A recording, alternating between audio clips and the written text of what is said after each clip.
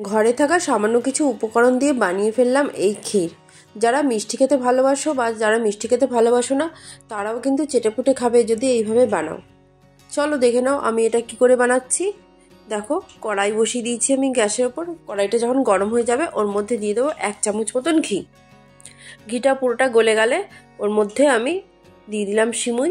আমার হাতের 1 মুঠো মতন সিমুই আমার ঘরে ছিল, ওটাই দিয়ে দিলাম। গ্যাসের আঁচটা আমি একেবারে কমিয়ে রেখেছি। তারপরে খুব ভালো করে সিমুইটাকে ঘিয়ের মধ্যে ভেজে নেব, একেবারে লালচে করেই ভেজে নেব। দেখো আমার কিন্তু সিমুইটা ভাজা একেবারেই হয়ে গেছে, কালারটাও চেঞ্জ হয়ে গেছে সিমুইয়ের। এবার আমি এর মধ্যে দিয়ে দেব 1 কাপ মতন জল। 3-4 মিনিট মতন ফুটতে দেব। 3-4 মিনিট ফুটতে দিলেই হবে। 3-4 মিনিট পর দেখবে জলটা একদম মজে গেছে। তখন আমি এর মধ্যে দিয়ে দেবো দুধ। এখানে আমি 3 কাপ মতন দুধ দিয়েছি, ওই ধরো 300 গ্রাম মতন দুধ। আর এই দুধটা কিন্তু আমি আগে খুব ভালো করে ফুটিয়ে অনেকটাই ঘন করে নিয়েছিলাম।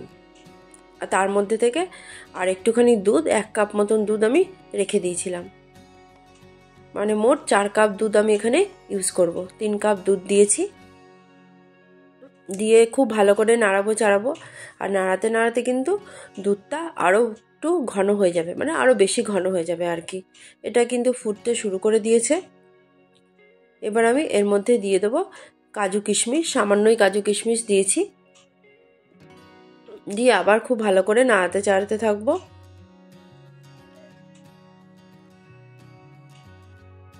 এবার আমি দিয়ে দেবো যেই বলেছিলাম 1 কাপ মতন দুধ আমি সরিয়ে রেখেছিলাম, সেই দুধটাই দিয়ে দিয়েছিলাম। ওই দুধটা যখন ঈষদ উষ্ণ ছিল তখন আমি ওর মধ্যে 4-5 চামচ মতন পাউডার দুধ মিশিয়ে নিয়েছিলাম।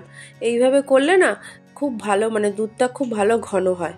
এবার দেখো সিমুইটাও ফুলে উঠেছে, এবার দুধটাও কতটা ঘন হয়ে গেছে দেখো, দেখেই বুঝতে পারবে। একেবারে ক্ষীর যাকে বলে।